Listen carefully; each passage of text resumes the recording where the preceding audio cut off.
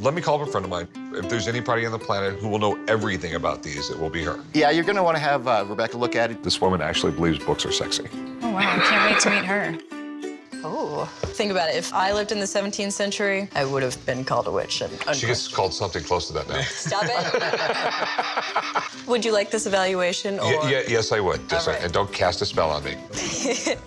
All right, so the trial of witches. This trial right here was a landmark case because Cotton Mather used this as the authority to say, we will use spectral evidence in the Salem witch trials. Okay. Spectral evidence is essentially dreams. The people who are being tortured by the witch, they can point to that person and say, oh, that was the person I saw in the dream. That can be used as evidence in a court of law. Crazy. Oh, yeah, because I dream some really weird stuff, so... Don't we all, though? And this was the precedent. This is a really, really rare book. This wasn't the first even to have a baseball diamond. It wasn't necessarily the one that talked about baseball, but this is a landmark because it brings all of those things together, specifically from an American perspective. The fact that it has swimming and hopscotch and stuff. This is published with that idea of like, these are our American games. Exactly. What do we have?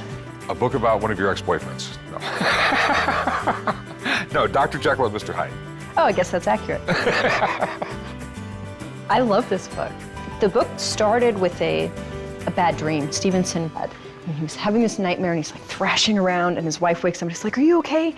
And he actually gets mad at her and says, why did you wake me up? I was having this amazing nightmare. This is a book everyone knows. This is part of pop culture that people could relate to. We all kind of have our good side and our bad side, the angel and the devil. And the reason that Jekyll starts becoming Hyde in the first place is that he has some vices he wants to indulge in. He wants to be able to get away with it even though he's a gentleman. This is the Uber book nerd I was telling you about. Wonderful. And you have something for me to nerd out? Yes, we have 2 books from President Adams' library. Oh. Presented as a mark of respect to His Excellency John Adams, Esquire, by the publisher.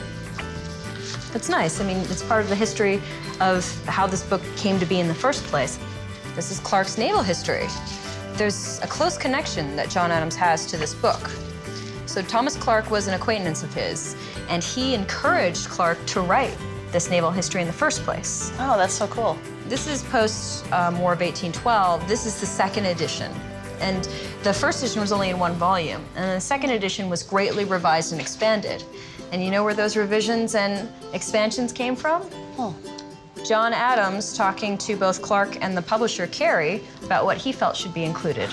Well, there it is, the tiny, tiny, tiny book. This is the book you brought me, huh? When the Apollo missions were started in order to put a man on the moon, there was a league put together. It was the Apollo Prayer League that actually created little microfiche that they could send with an astronaut to the moon. There it is.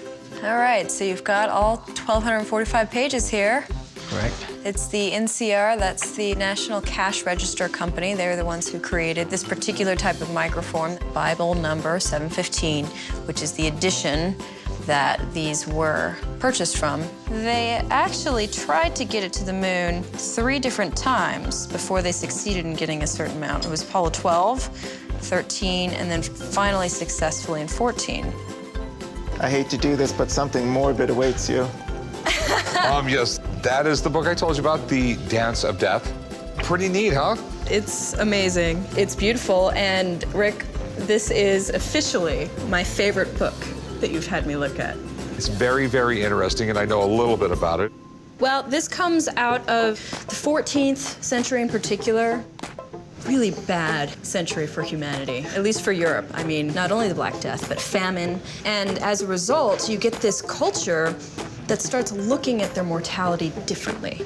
Death is everywhere. We're not getting away from it. But on the other hand, while we're alive, we still need some amusement. We need to enjoy ourselves. And the Dance of Death kind of rides that line. Some of these scenes are kind of funny, too. Look, Rick, I found you. Look. See the merchant who's all upset that Death's taking his money? Yes, that would upset me.